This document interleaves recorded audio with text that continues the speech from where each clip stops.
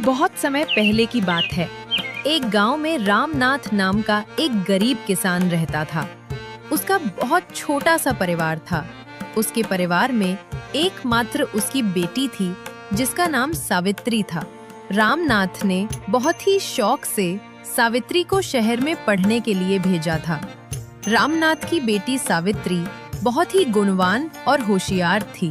उसी गांव में धर्मवीर सिंह नाम का एक लालची और बेईमान जमींदार रहता था।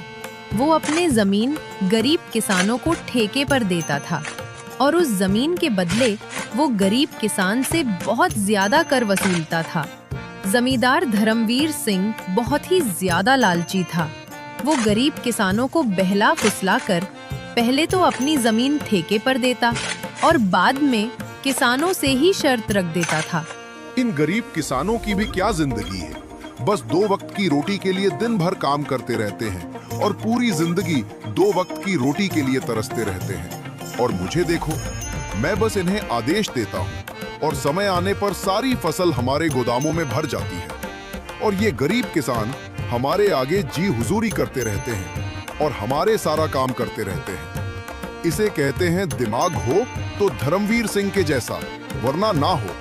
हाँ मालिक, आप तो यहाँ के जमींदार हैं और किसानों को अपनी मुट्ठी में रखते हैं। इनको कैसे इस्तेमाल करना है ये आप भली भांति जानते हो। मालिक, यहाँ क्या अगल बगल के और भी गांव पर आप ही का राज्य है। आपकी मर्जी के बिना तो एक पत्ता भी नहीं हिलता। इसीलिए तो मैं यहाँ का राजा हूँ। मैं इन बेवकूफ किसानों को ऐसी ऐसी शर्त पर जमीन उधार दे रखी है कि मेहनत ये करते हैं और फसल मैं अपनी मुट्ठी में कर लेता हूँ।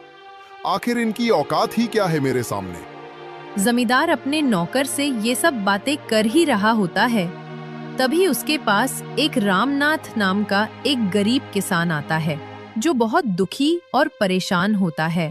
मालिक, मैंने सुना है कि आप किसानों को जमीन ठेके पर देते हो। अरे हाँ भाई, तुमने बिल्कुल ठीक सुना है। मैं अपनी जमीन किसानों को ठेके पर देता हूँ। तो मालिक, आप मुझे भी अपनी जमीन ठेके पर दे दीजिए। मैं भी आपकी जमीन पर 1 साल के लिए ठेके पर काम करना चाहता हूँ। मेरा नाम रामनाथ है और मैं पास के ही गांव बरसाना में रहता हूँ। अच्छा ठीक है रामनाथ, मैं तुम्हें अपनी जमीन ठेके पर देता हूँ, पर दे दूंगा।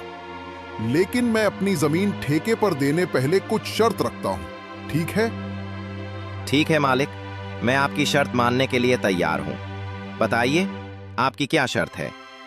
शर्त ये है कि तुम्हें मेरी जमीन पर काम करना होगा और 1 साल के बाद उस जमीन पर जो भी फसल उगेगी उसका आधा हिस्सा तुम्हारा होगा और आधा हिस्सा मेरा होगा। जी ठीक है मालिक, मुझे आपकी शर्त मंजूर है। जमींदार से जमीन की कागजी कार्रवाई करने के बाद रामनाथ अपने घर चला जाता है और अगले दिन खेती करने के लिए उस खेत में पहुंच जाता है। चलो, अब जमींदार साहब से जमीन तो ले ली है, अब इसमें खेती करना शुरू कर देता हूँ। उम्मीद है इस जमीन पर अच्छी फसल होगी। मुझे इस जमीन पर बहुत मेहनत करनी होगी, तभी मेरे लिए कुछ बच पाएगा। रामनाथ उस खेत पर दिन रात मेहनत करके फसल उगाता है। कुछ महीनों बाद गेहूं की फसल उगकर तैयार हो जाती है और रामनाथ गेहूं की फसल की कटाई शुरू कर देता है। रामनाथ के उगाए हुए फसलों की खबर जमींदार धर्मवीर सिंह के कानों तक पहुंचती है। क्या मालिक, आपको पता नहीं है क्या, आज मदन अपनी फसल की कटाई कर रहा है। इस साल तो रामनाथ ने बहुत अच्छी गेहूं की फसल उगाई है। रामनाथ ने जो गेहूं की फसल उगाई है वो तो एकदम से लहलहा रही थी। रामनाथ ने उसकी कटाई करना शुरू कर दिया है।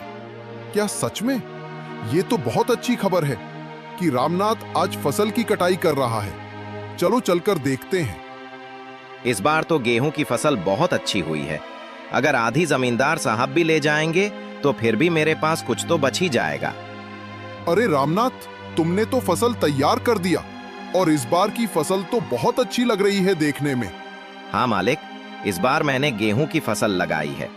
इतनी अच्छी गेहूं की फसल उगाने के लिए इस बार मैंने अपना खून पसीना एक कर दिया है। मैंने दिन रात मन लगाकर इस खेत में बहुत मेहनत की है, तब जाकर इतनी अच्छी फसल हो पाई है। इसलिए अब तो मैंने कटाई भी शुरू कर दी है। अरे ओ रामनाथ, ये तो मेरी उपजाऊ जमीन का कमाल है। तुम्हारी मेहनत से कुछ नहीं हुआ है, उपजाऊ जमीन के कारण इतनी अच्छी फसल हुई है। तुम्हारी मेहनत हो या ना हो, फसल तो अच्छी होनी ही थी। मालिक, खेत भले ही उपजाऊ हो, अगर उसमें मेहनत नहीं होगी तो फसल कैसे उगेगी? मैंने बहुत मेहनत की है इस खेत में। ज्यादा मत बोल रामनाथ, मेहनत तो किराए के मजदूर भी करते हैं। असली कमाई का हकदार तो वही है जिसकी जमीन है। शर्त के मुताबिक जल्दी से मेरे फसल का आधा हिस्सा निकाल। चल जल्दी कर, मुझे बहुत सारे काम हैं, मुझे वापस भी जाना है।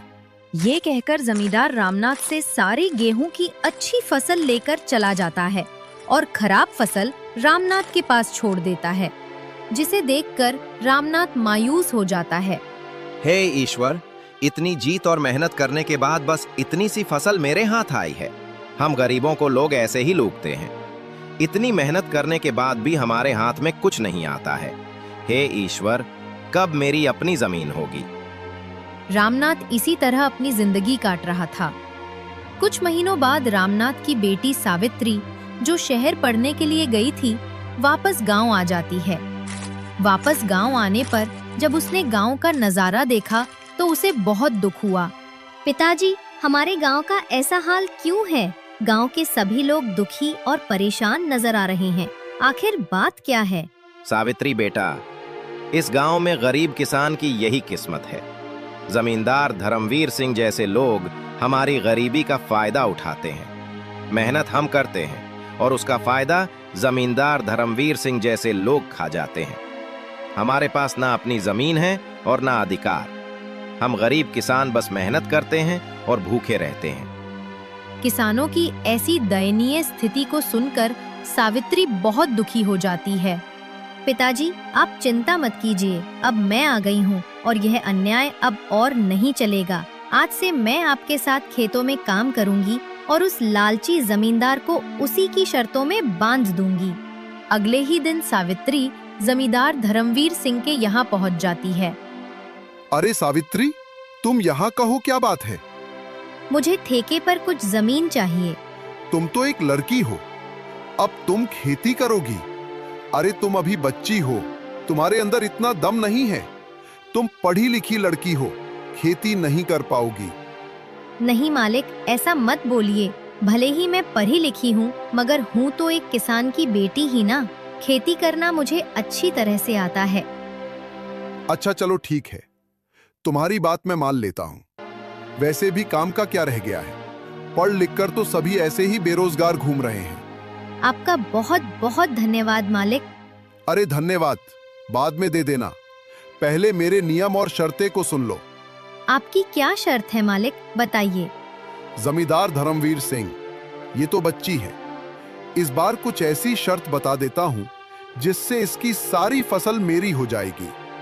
वैसे भी इसके पिता रामनाथ हर साल गेहूं ही लगता है, तो ये भी गेहूं ही लगाएगी। अच्छा सावित्री सुनो, तुम जो भी फसल लगाओगी उसका आधा हिस्सा मैं रखूंगा और आधा हिस्सा तुम रखोगी। लेकिन ऊपर का हिस्सा मैं रखूंगा और नीचे का हिस्सा तुम रखोगी। अगर तुम्हें मेरी ये शर्त मंजूर है तो बोलो। ठीक है मालिक, मुझे आपकी शर्त मंजूर है, ऐसा ही होगा। अगले दिन से सावित्री अपने पिता के साथ खेतों पर काम करना शुरू कर देती है। सावित्री ने इस बार धान की बजाय आलू की फसल लगाई और कुछ महीने बाद फसल तैयार हो गई। आलू की फसल इस बार बहुत अच्छी हुई थी। अब सावित्री और उसके पिता दोनों खेत से आलू की फसल निकालने लग जाते हैं। फसल की खबर मिलते ही जमींदार धर्मवीर सिंह सावित्री के पास आता है। अरे सावित्री, शर्त तो याद है ना तुम्हें? मालिक, मुझे सब कुछ याद है। आधा आपका और आधा मेरा। और आपने कहा था कि ऊपर का हिस्सा आपका होगा और नीचे वाला का हिस्सा मेरा होगा। देखिए मालिक, इसने तो चालाकी कर दी। ये धान की फसल नहीं है, ये तो आलू की फसल है मालिक। अरे ये क्या सावित्री, इस बार तुमने आलू लगाया है? ये तो आप ही की शर्त थी मालिक, और आपने ही शर्त बताई थी, और अब आप ही शर्त मानने को तैयार नहीं है। अरे लेकिन मैं इस घास फूस को लेकर क्या करूंगा, जबकि सारे आलू तो तुम ले रही हो। मालिक मैं कुछ नहीं जानती, आप अपना ऊपर का हिस्सा ले जाइए। इस तरह अपनी चालाकी दिखाते हुए सावित्री ने बेईमान जमींदार को मुंह तोड़ जवाब दिया और सभी आलू लेकर घर आ गई और घास फूस जमींदार के हिस्से छोड़ आई। पूरे गांव में आज तक किसी ने भी आपसे चालाकी दिखाने की हिम्मत नहीं की, और ये रामनाथ की बेटी सावित्री इतनी आसानी से आपको बेवकूफ बना गई। अरे ये रामानाथ की बेटी मुझे क्या बेवकूफ बनाएगी? आने दो, इसे अगली बार उसे ऐसा सबक सिखाऊंगा कि मुझसे उलझने की कोशिश नहीं करेगी। कुछ दिनों के बाद सावित्री दोबारा जमींदार के घर जाती है। कैसे है मालिक? अरे सावित्री, फिर से तुम कहो, क्या चाहिए तुम्हें? आपकी जमीन ठेके पर चाहिए थी। ठीक है, मैं तुम्हें अपनी जमीन ठेके पर दे दूंगा, पर मेरी इस बार की शर्त भी कान खोलकर सुन लो लड़की। इस बार तुम्हारी कोई चालाकी नहीं चलेगी लड़की। इस बार नीचे का हिस्सा मैं लूंगा और ऊपर का हिस्सा तुम्हारा होगा। क्या तुम्हें मेरी ये शर्त मंजूर है? मालिक मुझे आपकी शर्त मंजूर है। मालिक इस बार फसल के ऊपर का भाग मेरा ही होगा। इस तरह सावित्री जमींदार से बात करने के बाद घर आ जाती है। इस बार भी सावित्री दोबारा खेती करने की तैयारी में जुट जाती है। सावित्री इस बार गेहूं की फसल लगाती है। कुछ दिनों बाद गेहूं की फसल काफी अच्छी उगाती है। अरे वाह, इस बार तो गेहूं की फसल खूब अच्छी दिख रही है। मजा आ गया। आने दो उस बेईमान जमींदार को, तब उसे मजा चखाती हूँ। कुछ दिनों के बाद जमींदार सावित्री के पास आता है। जैसे ही जमींदार सावित्री के खेत के पास पहुंचा, तो गेहूं की फसल देखकर उसका तो दिमाग ही चकरा गया। अरे ये क्या? इस सावित्री ने तो इस बार गेहूं की फसल लगा दी है। ये लड़की तो जितना मैं सोच रहा था उससे कहीं होशियार निकली। प्रणाम मालिक, कैसे हैं आप? ठीक तो है ना? देखिए मालिक, इस बार मैंने गेहूं की फसल लगाई है और आपकी शर्त के अनुसार फसल के ऊपर का हिस्सा मेरा होगा और नीचे का हिस्सा आपका होगा। इस तरह अपनी चतुराई से सावित्री ने दोबारा जमींदार धर्मवीर सिंह को मूर्ख बना दिया और जमींदार एक बार फिर से धोखा खाकर गुस्से से तिलमिला गया। अरे मालिक, उस पिद्दी सी लड़की का दिमाग तो देखिए। आप जैसे इतने बड़े चालबाज जमींदार को उसने फिर से मूर्ख बना दिया। तुम सही कह रहे हो झुमरू, मैं तो उसे बच्ची ही समझ रहा था और उस बच्ची ने मुझे फिर से मूर्ख बना दिया। अगली बार उसे आने दो, फिर उसे बताता हूँ कि जमींदार धर्मवीर सिंह क्या चीज है। सावित्री ने गेहूं की फसल की कटाई की और सारी फसल अपने घर ले आई और उस फसल का कुछ हिस्सा सावित्री ने गांव के जरूरतमंद लोगों में बांट दिया। सावित्री और रामनाथ दोनों बहुत ही खुश थे। कुछ दिनों बाद फिर से फसल उगाने का समय आ गया। चलो उस लालची जमींदार से आज फिर से मुलाकात करती हूँ और उससे ठेके पर जमीन लेकर फिर से फसल उगाती हूँ और देखती हूँ कि इस बार वो जमींदार शर्त में अपना में कौन सा खुराफाती दिमाग लगाता है। यह सोचकर सावित्री ठेके पर जमीन के लिए उस जमींदार के पास फिर से जाती है। अच्छा, तो तुम मुझसे मिलने के लिए फिर से आ गई। देखो लड़की, तुम मुझसे ज्यादा होशियार बनने की कोशिश मत करना। मैं भी जमींदार धर्मवीर सिंह हूँ। मुझे होशियारी नहीं आती है मालिक, मैं तो एक गरीब किसान की बेटी हूँ। होशियार तो आप लोग हैं जो गांव के गरीब किसानों की मजबूरी का फायदा उठा रहे हैं। अपनी जुबान पर काबू रखो सावित्री। ये तुम क्या बोले जा रही हो? जिस काम के लिए आई हो वो बात करो। यहाँ ज्यादा ज्ञान बांटने की जरूरत नहीं है। ठीक है मालिक, चलिए काम की बात करते हैं। मुझे इस बार भी आपकी जमीन ठेके पर चाहिए। बताइए मालिक, इस बार आपकी क्या शर्त है? हाँ, शर्त तो है। तू खुद को बड़ा होशियार समझती है ना लड़की। इस बार फसल का ऊपर का और नीचे का हिस्सा मेरा होगा और बीच का हिस्सा तेरा होगा। अब बोल, क्या तुम्हें मेरी ये शर्त मंजूर है? बिल्कुल मंजूर है मालिक, जैसा आप कहें। अच्छा ठीक है मालिक, तो अब मैं चलती हूँ। मुझे फसल उगाने की तैयारी भी करनी है। लालची जमींदार की बात मानकर सावित्री अपने घर चली जाती है और वह फिर से फसल उगाने की तैयारी में लग जाती है और इस बार वो गन्ने की फसल लगाती है। सावित्री बेटा, इस बार तुमने खेत में कौन सी फसल लगाई है? पिताजी, इस बार मैंने गन्ने की फसल लगाई है। फसल काफी अच्छी हुई है। इस बार भी आमदनी अच्छी होगी पिताजी। ये तो बहुत अच्छी बात है बेटा, तुम बस ऐसे ही मेहनत करती रहो। कुछ महीनों बाद लालची जमींदार और उसका नौकर दोनों सावित्री के पास आते हैं। मालिक, इस बार तो सावित्री का दिमाग ही चकराने वाला है। इस बार तो आपने शर्त ही ऐसी रखी है, ऊपर का हिस्सा आपका और नीचे का भी हिस्सा आपका। तुमने बिल्कुल सही कहा जुमरू। इस बार मैंने अपने दिमाग का 100% उपयोग करके ब्रह्मास्त्र छोड़ा है। मैं भी अब देखता हूँ वो किसान की बेटी सावित्री कैसे बचती है। इस तरह दोनों बातें करते हुए खेत के पास पहुंच जाते हैं और जैसे ही वो खेत के पास पहुंचते हैं तो देखते हैं कि इस बार सावित्री ने गन्ने की खेती की है। मालिक, ये सावित्री तो आपकी भी अम्मा निकली। देखिए जरा इस बार उसने कौन सी फसल लगाई है। अरे ये क्या, इस सावित्री में तो इस बार गन्ने की फसल लगाई। अब बताओ भला, ऊपर का और नीचे का हिस्सा मेरा होगा और बीच का हिस्सा उसका होगा। मतलब इस बार भी मेरे हिस्से में घास फुंसी आनी है। मैं इस बार भी बेवकूफ बन गया, मान गया इस किसान की बेटी के दिमाग को। अरे मालिक, आप आइए आइए। कैसे हैं आप दोनों? आपस में क्या खुसूर फुसूर कर रहे हैं? अरे वाह, एक तो चोरी, ऊपर से सीना जोरी। तुमने मुझे इस बार भी बेवकूफ बना दिया ना। नहीं मालिक, जरा मुझे भी तो बताएं कि मैंने आपको क्या बेवकूफ बनाया है। मालिक, आप तो गांव वालों को बेवकूफ बनाते हो। देखिए मालिक, इस बार मैंने गन्ने की फसल लगाई है और आपकी शर्त के मुताबिक इस फसल का ऊपर का और नीचे का हिस्सा आपका होगा और बीच का हिस्सा मेरा होगा। अरे ओ किसान की बच्ची, मालिक को ज्यादा होशियारी दिखाने की कोशिश मत करो। बेईमानी और मक्कारी में ये सबके बाप हैं बाप। ये खेत भी हमारा है और इसमें लगी फसल भी हमारी है। अरे ओ जुमरू, बस कर, ज्यादा चिल्लाने की जरूरत नहीं।